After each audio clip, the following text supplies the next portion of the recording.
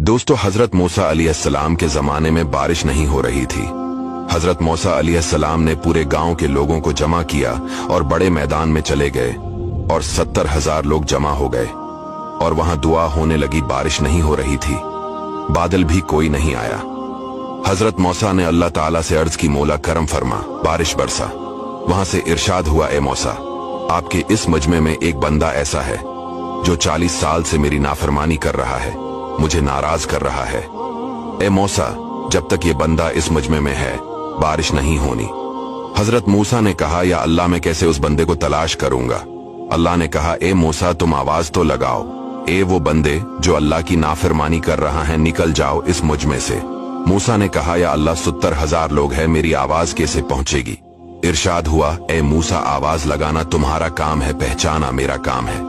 इसके बाद हजरत मूसा खड़े हो गए और कहा, ए लोगों, तुम्हारे अंदर एक बंदा है जो 40 साल से अल्लाह की नाफरमानी कर रहा है।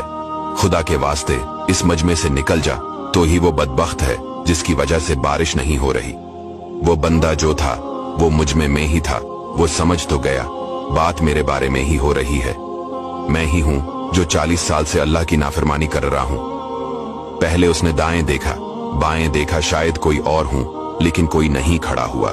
लेकिन उसने दिल ही दिल में कहा, या अल्लाह, आज मुझे जलील होने से